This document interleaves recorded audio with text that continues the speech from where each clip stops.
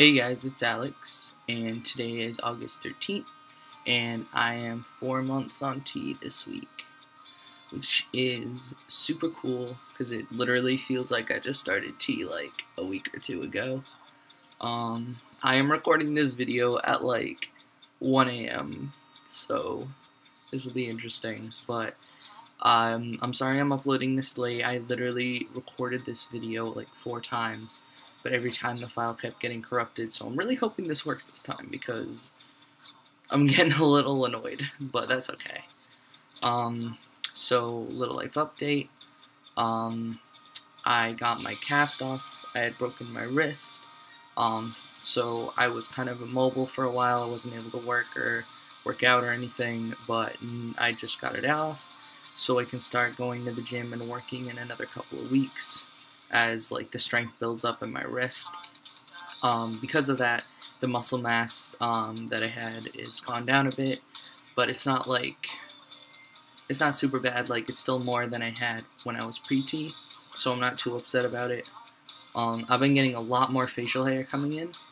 I basically have to shave every like 3 or 4 days now because I get like a mustache and I'm starting to get hair right over on my sideburns and under my chin.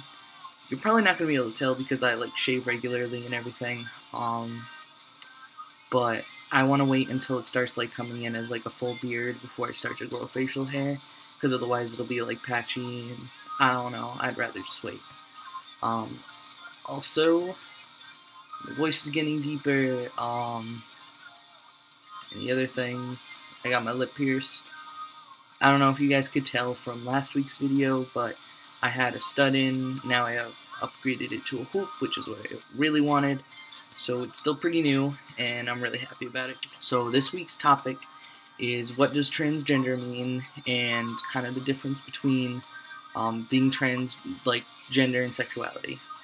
So basically, what transgender means is it's kind of an umbrella term. It really does represent a bunch of different aspects of gender, but to get down to the nitty-gritty, it basically means when your biological sex and the sex that you were assigned at birth does not match your gender identity, and how you personally identify yourself.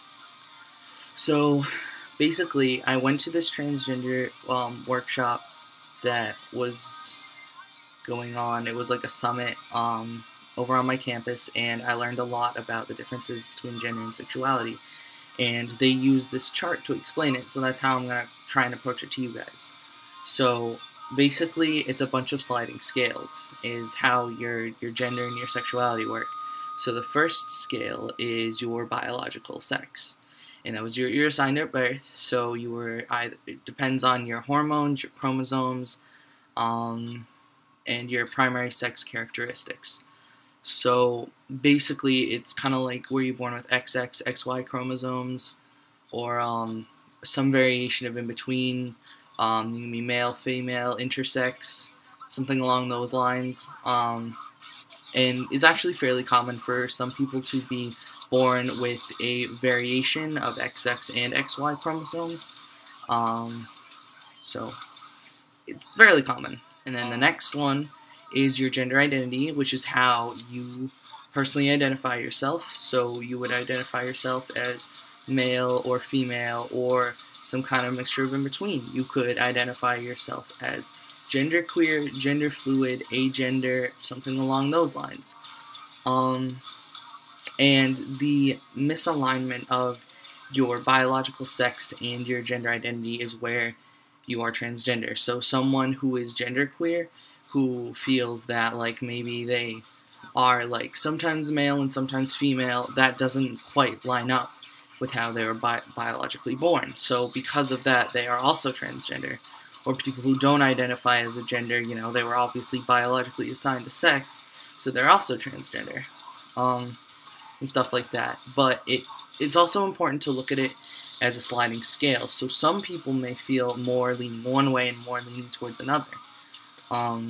And it can vary throughout your life. So you can start at one end of the spectrum, and then you can slide on over to another end, and then you can slide back at some point. It happens. Like, your gender identity isn't just kind of a rock solid thing. It's kind of like, I see it as kind of like a fluid thing where, like, it can be any shape, and at any point, like, it's like a liquid. You can, like, pour it into a cup, and one time it's a cup, but then you take that cup and you pour it into a bowl, and guess what? Now that liquid's a bowl. And it's just my own personal opinion. And gender expression is basically your outward appearance and how you outwardly present yourself in society. So basically it would be like male on one side, female on the other, or masculine, feminine, and then androgynous in the middle. And people can be also a variation of in between. And the important thing is that your gender expression is not directly correlated with your biological sex or with your gender identity. So someone who identifies as a cis female can still be masculine, and that doesn't mean that their gender identity is wrong because she sees herself as a cis female, but she just presents masculine. It doesn't directly coincide.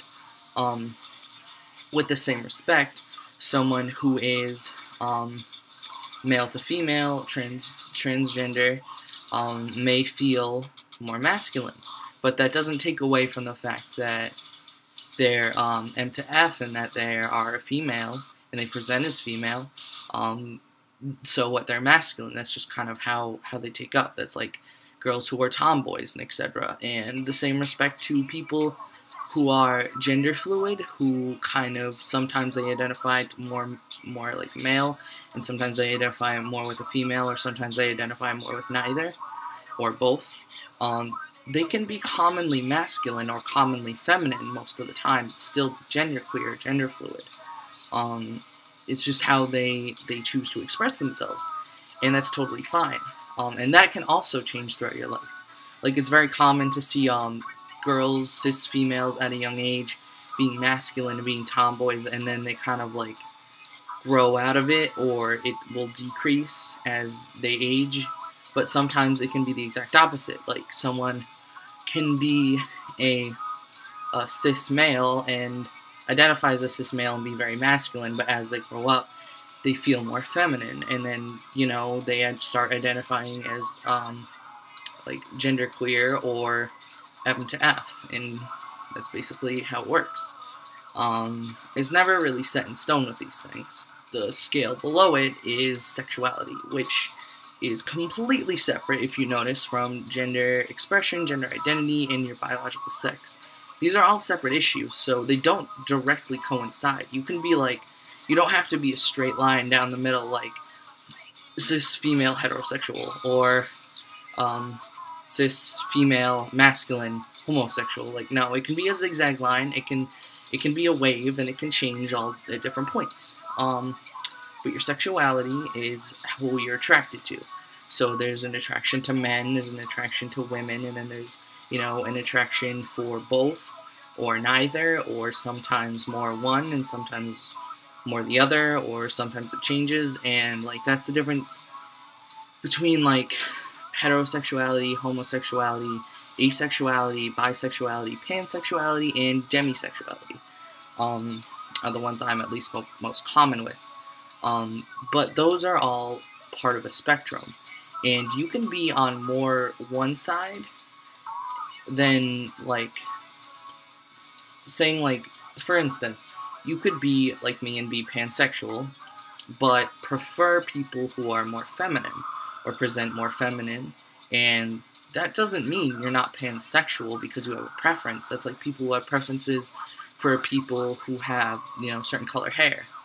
I would still date someone who is masculine or androgynous or etc., but I just have a preference, just like any other person has a preference towards certain individuals. And it can change throughout your life. I first identified as a bisexual female before I came out as transgender, and then I identified, also before I came out as transgender, as a lesbian. And then when I came out as transgender, I came out as straight, and saying, like, hey, I'm straight because, I'm trans now, so I'm straight. I'm a straight male.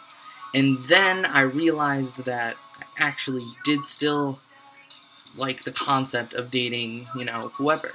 and it didn't really matter to me. I just like people. And so when I think about like 2 years ago, I started identifying as pansexual. So it can change. Who knows? Down the line, I may be like, you know what? I really do just like girls, or I really do just like boys, or something along those lines. But it really can change, and it's just important to remember that your gender and your expression and your sexuality is all really, it's all really just kind of, it doesn't have to all mix together. So you should just be yourself and make yourself happy rather than try and conform to a normative of whatever category that you fall into.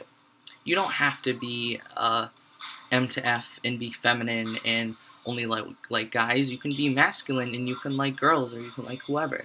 Be whoever you want. Be what makes you specifically happy. And another important thing to remember is labels are as important as you make them. You don't ever really need labels. Like, I could go out there and say, like, hey, Alex, what's your sexuality? Well, I got an Alex kind of sexuality, and someone will be like, what's that? I'll just be like, I like whatever I like, you know? I just like what I like at the time, and that's my Alex sexuality.